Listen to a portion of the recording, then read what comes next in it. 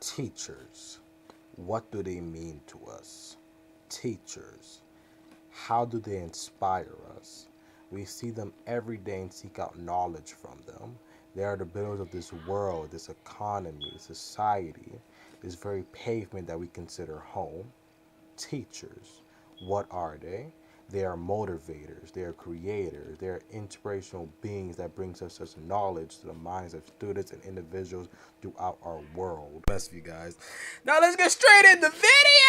Now we all know teachers and students may not always have a solid relationship. Whether you're a good student or a bad student, you might find yourself disagreeing with your teacher. Some students take these to extreme measures. Leave the classroom. Leave the classroom. You're not going to hit me. Oh, but in all seriousness, guys, we should all be thanking teachers. Give them a big thumbs up, a pat on the back, because they really do help us and really do provide us with information and things that bring us to the people that we are today. According to Amy Sherman from the article Florida Teacher Pay Lacks National Average, just not quite by $10,000, she quotes Janet Cruz and states a spokesman for Cruz says she rounded up a figure from the U.S. News and World Report Best Jobs of 2017 rankings. The report showed the median salary for a U.S. high school teacher was $57,200 in 2015. Florida Department of Education data shows the average salary for a teacher in Florida was $48,179 as of April 2016, the difference being $9,021, which means Florida teachers are not being paid the national average.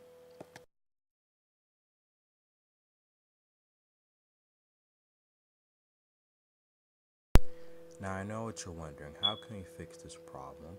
Well, we can first talk with legislation and lawmakers, which is why I found this really great article titled Florida Lawmakers Seek Ways to Attract Keep Teachers. According to this article, Florida's teachers may get more money as lawmakers look for ways to keep education from the profession. See? The state senate is studying ways to revamp a teacher bonus program and provide other incentives to attract and keep teachers. Among the proposals, increase the annual budget of the Best and Brightest Scholarship from $49 million to as much as $250 million while revising the criteria. Offer large bonuses or supplements to teachers who work in low-performing and high-poverty schools. Give principals more authority to give bonuses or merit pay to top-performing teachers instead of using state evaluations that rely heavily on standardized test score of students. Allow retired teachers to return to the classroom sooner. Right now, state law requires them to sit out 6 months before they can be rehired, which has led districts to start recruiting retired teachers from other states.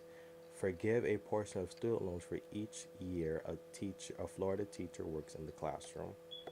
I would like to just step in and further emphasize this. More than 1,000 teachers left Broward County schools last year, not including retirees, and almost 780 left Palm Beach County schools. It is time for change and we need to do something. Also, at the same time, the number of students seeking teaching degrees in Florida universities has plummeted. It went from about 13,900 students in 2010 to less than 9,300 students last year, which is about a 30% drop. Now, here's my interview with Mr. Maurice. Now, let's just see what Mr. Maurice has to say. Good afternoon, Mr. Maurice. Good afternoon. Do you think teachers living in Florida should be paid higher? Yes, I do. What do you think we can do to get teachers higher salaries living in Florida? Well, we could first start cutting off the superintendent's salary, reducing the salaries of the school board members, and that's pretty much it. Start with that. Okay, thank you, Mr. Maurice. Oh, yeah. Now let's talk about Rick Scott. As you may or may not know, he did provide a $2.5K, a $2,500 teacher pay raise, which some teachers felt was not good enough. But at the end of the day, it is still progress, you guys. It shows that the government is sometimes listening to us. And if we push forward, voice our opinions, protest, and really talk with legislation and those who run and govern our state of Florida, we can really expect change.